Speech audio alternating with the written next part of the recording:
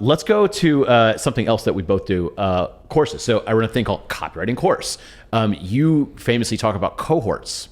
And I've had Gagan Biani in here who, Maven is Cohort. One of my very best friends. Yeah. So he was talking about cohorts, and a lot of people have done cohorts. And cohorts is essentially, it's like a class, but online. Yeah. Right. And you run only cohorts for the most part, I believe, for Rite of Passage. Only cohorts. Yeah. Right. What number cohort are you on now? We're going to go on to number 8. I'm so excited about 8? Cohort. Yeah. I thought you were on like 17 for some reason. No. Oh, okay. I misread that. I'm so excited about cohort-based courses. When did you start your first cohort? April 2019. Okay. Yeah. And so I guess you do it every quarter, roughly. So we did a bunch of them. I think we did 5 in the first 14 months, and now we do 2 a year. I can't do more than 2 a year. It takes everything out of me. It's so much work. So let's go into the downsides of cohorts. Yeah. A lot of work, and then you have to be present for it, right? You have to be in front of a camera to do a lot of it, right? Yeah. Okay. So look, the upsides and the downsides are together. We can talk about the future of cohort-based courses and how we're going to solve a lot of these issues. But basically, what you get from cohort-based courses is you get a very small amount of time where there's tons of high energy.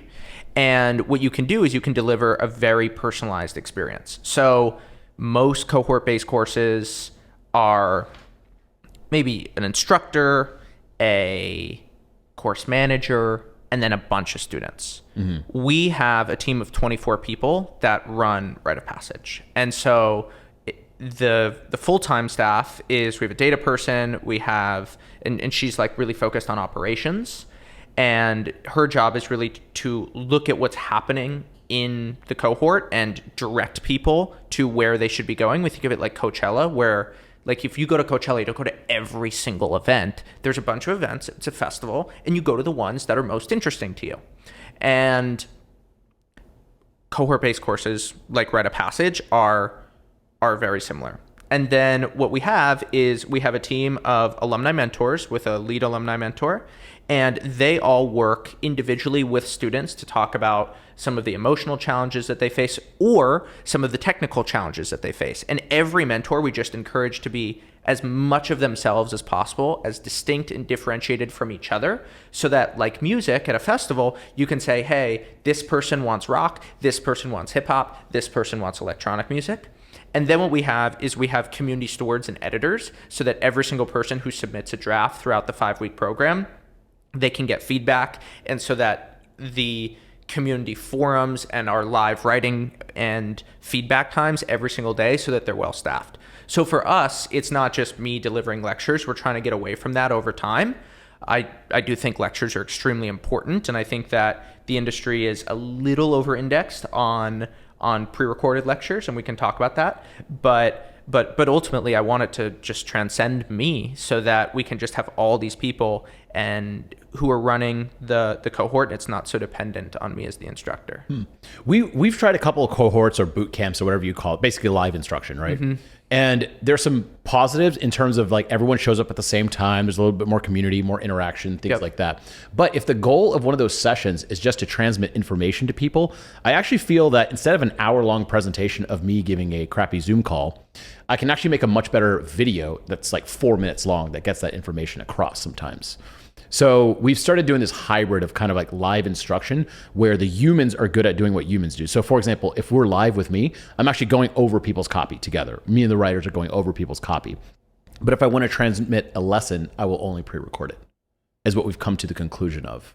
Does that sound sort of? Yeah, it's funny. At some rational level, I totally agree with what you're saying. Like, of course that's the case. Like, if you're to just look at everything logically, you'd say, of course we should be doing that. But there's something about the energy of live sessions. I mean, I just think our live sessions are epic. Like, we have hundreds of chat comments. We have a culture. We have all of these inside jokes that develop throughout the cohort. And as we go on, we have in our final sessions more than half of the cohort live at those live sessions. Mm-hmm. And so our ability to get people to actually understand the information, I think, is pretty high once we have those live sessions, and then we have time for students to interact one-on-one. And then, yes, there are certain things that we bring into pre-recorded videos. Over time, I think that basically it'll just be on a spectrum, where one spectrum will be exactly what you're saying. Do you want all the information delivered in a pre-recorded way? And the production value of those videos are going to be unreal. I'm so excited to start producing Hollywood level videos about writing. They're going to be entertaining. They're going to be funny. Like masterclass. They're going to be inspiring. They're going to be like masterclass. Exactly. And the thing about that is you're going to be able to just go at your own pace. You'll still have a mentor, so it won't be totally passive, and you'll still have a community that you go with, and you can start and do it at any time. Then once or twice a year, we'll do something that is much more live, like CBCs. And I think for certain people, they really like that because the community that comes from that and just the energy of those live sessions, it's, you know what it's kind of like? It's kind of like a concert in a certain way. Like if you know, concerts, they have these mistakes. They can be a little rough around the edges, but like they have this energy of all the people that you're with and just the humanity of the performer. I really think of myself as a performer when I'm doing Write a Passage. And even if the music, like in some ways isn't as good, there's something about a live concert that can't be replicated with album music. And I think that CBCs have a bit of that.